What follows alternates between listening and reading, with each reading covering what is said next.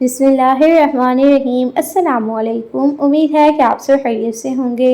आज से बनाकर तैयार करेंगे दही भल्ले पापड़ी चाट। बहुत ही ज़्यादा टेस्टी बनकर तैयार होती है। तकरीबन 1 साल से हम इसी तरह खुद घर पर बनाकर खाते हैं। बहुत ही मज़ेदार बनती है। तो बनाना स्टार्ट करते हैं। 1 कप भरकर हमने मैदा लिया। 2 टेबल स्पून ज़ीरा ऐड करेंगे। 1 टीस्पून हम इसमें नमक शामिल करेंगे और 2 table spoon cooking oil add करेंगे और अच्छी तरह से हम इसका आटा गूंथकर तैयार कर लेंगे मशीन की मदद से। हाँ, अगर आपके पास मशीन अवेलेबल ना हो तो आप हाथ की मदद से भी इसका आटा गूंथकर तैयार कर सकते हैं, जैसे आपको ईजी लगे। अच्छा, इसमें हम थोड़ा थोड़ा पानी शामिल करेंगे, साथ साथ आटा गूंथकर तैयार कर लेंगे। एकदम से सारा पानी ऐड नहीं करेंगे, ऐसा करने से आटा हमारा बहुत ही ज़्यादा पतला हो जाएगा।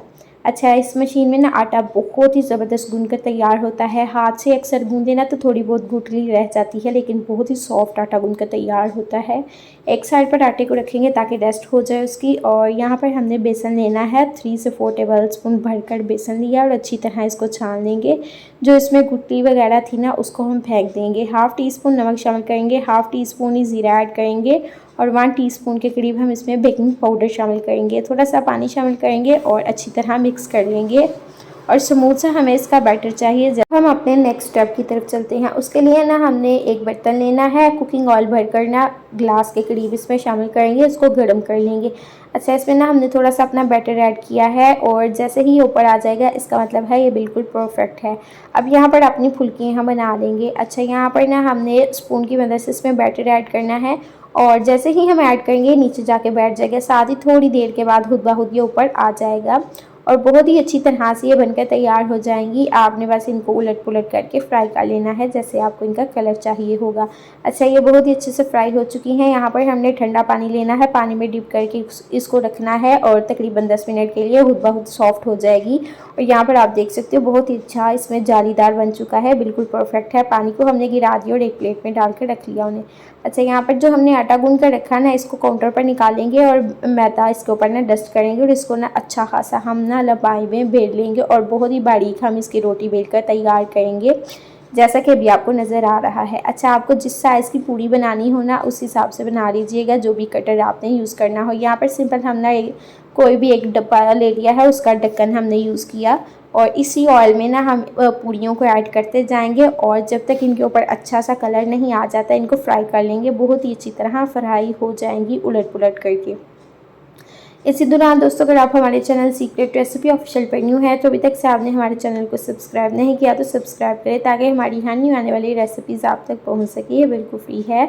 अब यहाँ पर आप देख सकते हो पूरी हमारी फ्राई हो चुकी है। अब यहाँ पर ना हमारे पास रखी हुई है खरमानी जी। इसको हमने पहले बॉईल कर लिया, उसके बाद ना हम इसमें चीनी ऐड करेंगे 1/2 कप और इसको हमने ग्राइंड कर लिया।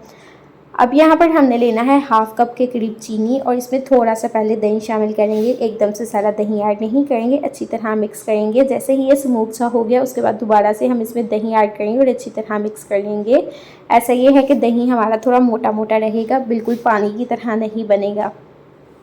अब हम अपनी चाट को रेडी करेंगे। उसके लिए ना हमने ना 1 कप भरकर ना आलू लिए, बॉयल किए चने शामिल करेंगे। उसके बाद जो हमने फुल्कियाँ बना कर रखी ये शामिल करेंगे, बंद गोभी ऐड करेंगे और यहाँ पर हमारे पास कटा हुआ है प्याज। इसको हमने नमक लगा कर पहले ही रख दिया ताकि ये थोड़ा सा सॉफ्ट हो जाए और इसमें जो नमक है ना अच्छी तरह जो है बैठ जाए। सही है।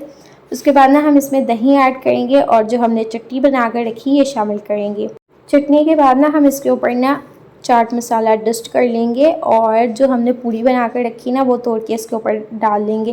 वैसे तो हमने बहुत ज़्यादा क्वांटिटी में चाट बनाई है, लेकिन वीडियो में दिखाने के लिए ज़ाहिर है एक ही प्लेट को हम सर्व करके बताएंगे। तो जब भी आपने किसी भी मेहमान को या घर वालों को देनी हो तो इसी तरह बनाकर आपने भी देनी है, ठीक है जी।